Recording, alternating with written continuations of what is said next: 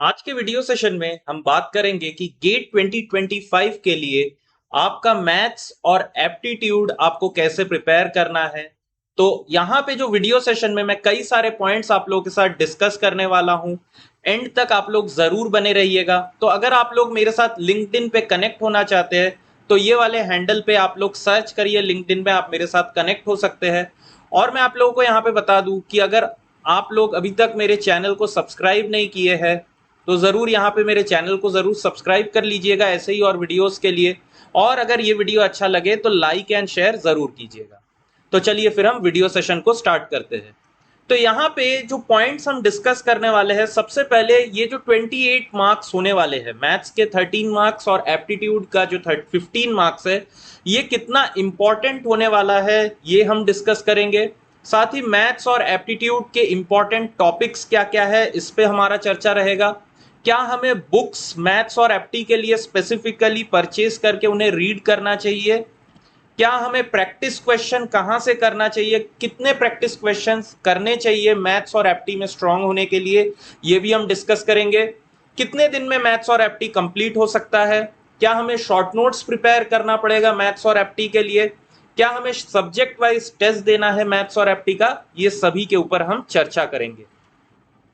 और अगर आपको डाउट्स क्लियर करना है तो आप फ्री में कैसे अपना डाउट क्लियर कर सकते हैं ये मैं आप लोगों को बता दूंगा।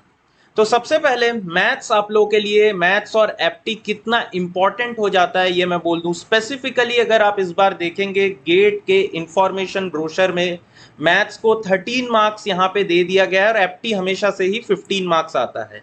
तो यहाँ पे देखिए मैंने 4 सिनेरियो आप लोगों के लिए लिया है कि अगर मैथ्स में आपको 10 आउट ऑफ 28 मिलता है, 15 आउट ऑफ 28, 20 आउट ऑफ 28 और 25 आउट ऑफ 28 अगर इन दोनों में कंबाइंड आपको मिलता है, तो अगर आपको ये लोअर एंड में मार्क मिलता है 10 आउट ऑफ 28, तो आपका यहाँ पे गेट स्कोर जो है बिलो 500 चला जाएगा।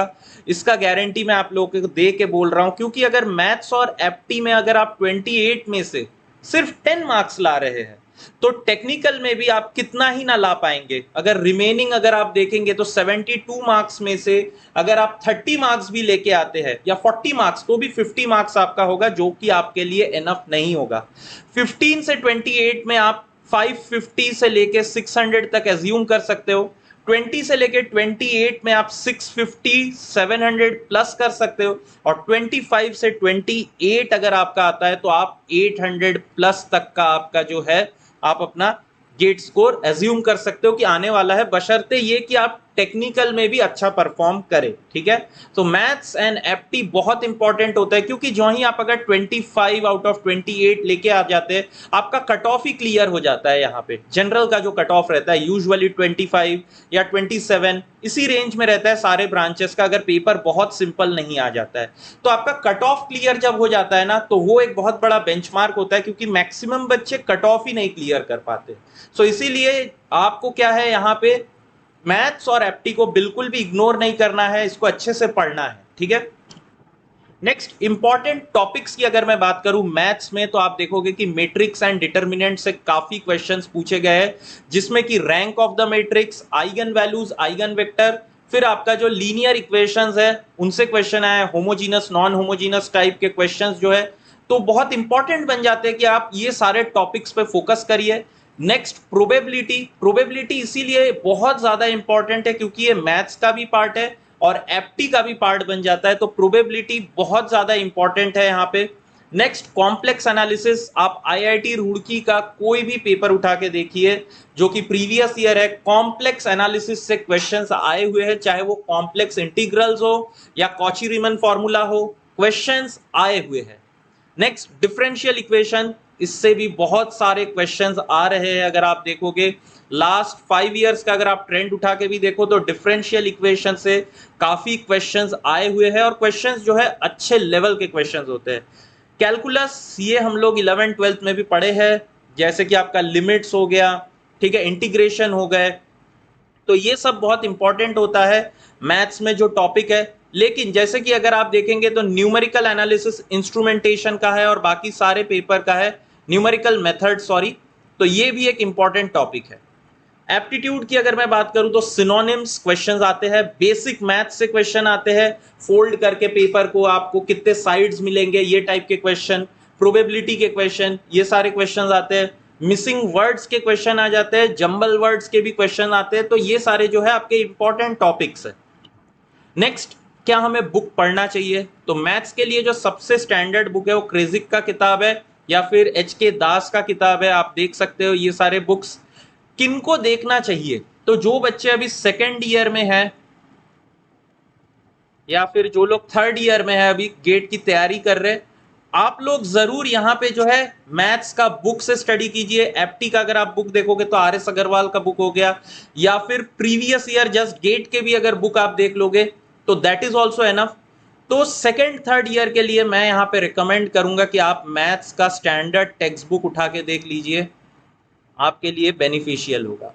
ठीक है, अब क्वेश्चन सॉल्व करने चाहिए क्या स्टैंडर्ड टेक्स्ट बुक के? ऑब्वियसली स्टैंडर्ड टेक्स्ट बुक के क्वेश्चन सॉल्व करिए, वहां पे आपका कंसेप्ट क्लियर होगा। मैं क्यों ऐसा बोल रहा हूं? क्योंकि आपके पास जो है अभी टाइम है, specifically second year third year, आप लोग के पास 2 साल 1 साल अभी टाइम है, और आप जब सीरियसली गेट का अटेम्प्ट देंगे तो बुक्स यहाँ पे रीड करना काफी ज्यादा जरूरी है।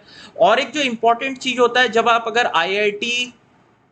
IITs में अगर आप इंटरडिसिप्लिनरी ब्रांचेस में अगर अप्लाई करेंगे तो वहां पे जो एंट्रेंस टेस्ट होता है वो भी मैथ्स से ही सवाल पूछे जाते हैं, because maths is common for all.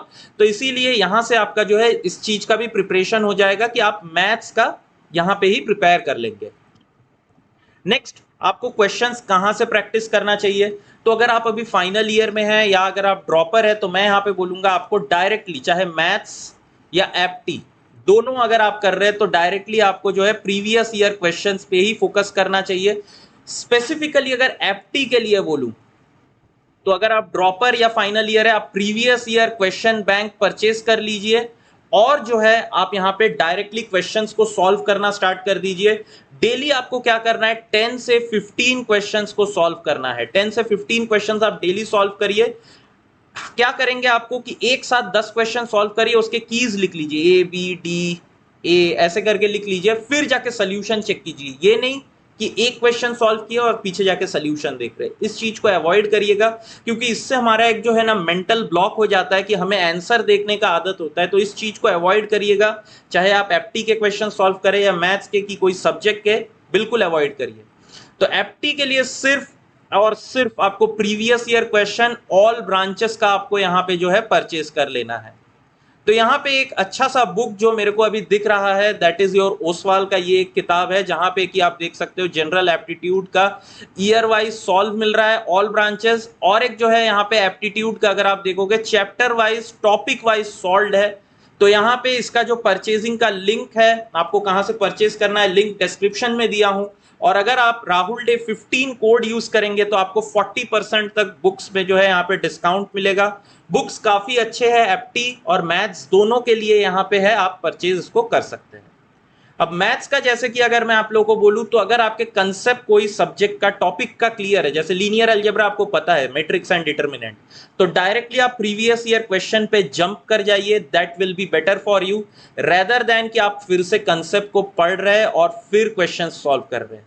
जब आप रिवाइज करेंगे तब ये कोशिश करिए कि आप थ्योरी को पढ़िए, उसके बाद आप PYQs में जाइए। लेकिन अगर आप डायरेक्टली पढ़ चुके हैं तो PYQs ही प्रैक्टिस करिए, previous year questions of all branches, ये बहुत ही इंपॉर्टेंट है। और जो मैंने आपको बुक दिखाया इसमें ये previous year questions of all branches chapter wise भी अवेलेबल है, टॉपिक वाइज भी अवेलेबल है। अगर आपको चैप्टर वाइज टॉपिक वाइज नहीं ईयर वाइज खरीदना है तो वो भी आपका यहाँ पे अवेलेबल है। नेक्स्ट, मैथ्स और एप्टी आपको कितने दिन में कंप्लीट करना है? तो एप्टी जो है आप लास्ट नवंबर से स्टार्ट कर लीजिए, नवंबर से स्टार्ट कर लीजिए। डेली आप जो है डेली 15 क्वेश्चन सॉल्व करिए। मैं गारंटी दे सकता हूं 15 से 20 क्वेश्चंस आप डेली सॉल्व करेंगे, आपका प्रीवियस ईयर क्वेश्चन बैंक पूरा कंप्लीट हो जाएगा एंड तक, और आपका एप्टी का कंसेप्ट भी जो है ये भी पूरा अच्छे से हो जाएगा।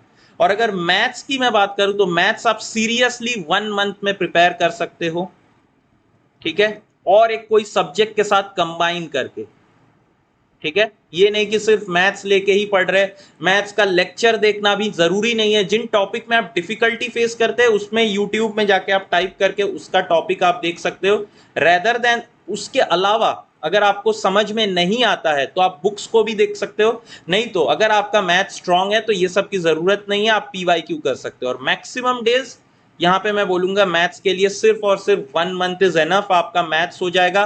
रिवीजन अगर आपको मैथ्स को करना है तो एवरी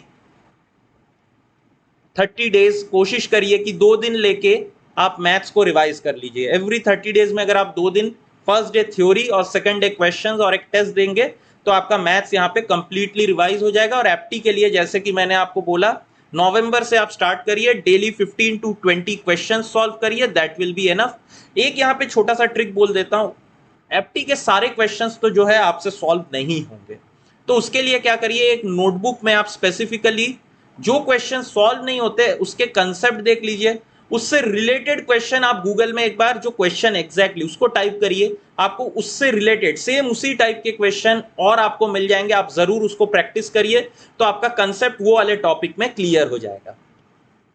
नेक्स्ट, क्या हमें शॉर्ट नोट्स प्रिपेयर करना चाहिए? ये मैं बोलूंगा कि मैथ्स का आप शॉर्ट नोट्स के जगह आप क्या करिए, एक छोटा सा कोशिश करिए कि 10 to 15 पेजेस में A4 शीट में आप मैथ्स को पूरा कंपाइल कर दीजिए। जितने भी इंपॉर्टेंट फॉर्मूलाज है, कुछ कंसेप्ट है, वो सारे चीजों को मैक्सिमम 10 to 15 पेजेस, उससे ज्यादा मत करिएगा, है ना। तो यही आपका शॉर्ट नोट्स रहेगा। एग्जाम में जाने से 3-4 दिन पहले आप उसको रिवाइज करिए, that will be enough for you.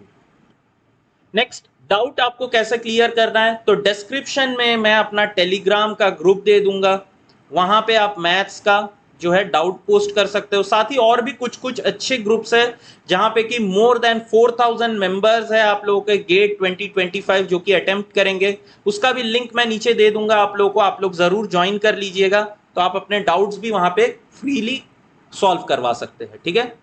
अब बात आ जाती है कि क्या हमें सब्जेक्ट वाइज टेस्ट मैथ्स और एप्टी का देना है। तो एप्टी का मैं आप लोगों को बोलूंगा कि अगर आप दिसंबर जनवरी में है तो 1 से 2 टेस्ट आप दे सकते हो, अपने पूरे जो कंसेप्ट है वो चेक करने के लिए कि क्या आपको पता है।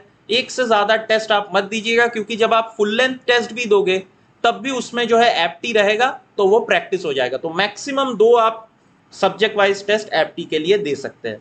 मैथमेटिक्स का जैसे कि आपको देना है कि नहीं सब्जेक्ट वाइज टेस्ट, तो इस पे मैं आप लोगों को बोल दूं, सब्जेक्ट वाइज टेस्ट यहां पे भी आप क्या करेंगे, जब आप रिवीजन में जाएंगे मैथमेटिक्स को तब आप दे दीजिएगा एक बार कि क्या आपको सारे कंसेप्ट याद है कि नहीं, एक बार रिवीजन करने से पहले और एक बार रिवीजन करने के बाद, ठीक है। तो अगर आप देंगे मैथ्स आपका जो है वहां पे कवर हो जाएगा। तो 1 से 2 टेस्ट आप मैथ्स के भी दे सकते हो जब आप रिवीजन करेंगे, ठीक है। तो मैथ्स और एप्टी बहुत ही ज्यादा इंपॉर्टेंट हो जाता है, जैसे कि मैंने आप लोगों को समझाया। तो मैथ्स और एप्टी को बिल्कुल इग्नोर मत करिएगा, क्योंकि जो है गेट एस्पिरेंट्स होते हैं वो यूजुअली मैथ्स और एप्टी को इजी समझ के लास्ट में लेके जाते हैं, और लास्ट में क्या होता है कि आपके पास टाइम नहीं बचता है बहुत से कारणों की वजह से, तो वहां पे फिर वो इग्नोर हो जाता है टोटल टॉपिक। और मैथ्स और एप्टी आपके लिए मैं बोल दूं कि बहुत इजी रहता है, क्वेश्चंस में आप स्कोर कर सकते हो अगर आपका basic understanding of both mathematics and एप्टी अगर क्लियर है, आप बहुत इजीली स्कोर कर सकते हो। तो ऐसे ही और वीडियोस के लिए आप मेरे चैनल को जरूर सब्सक्राइब कर लीजिएगा, इंजीनियर्स गाइड। अगर ये वीडियो अच्छा लगे तो लाइक एंड शेयर जरूर प्रेस कर दीजिएगा, और चैनल पे ऐसे ही और वीडियोस देखने के लिए चैनल को जरूर सब्सक्राइब कर लीजिए। तो मिलते हैं अगले सेशन में, धन्यवाद।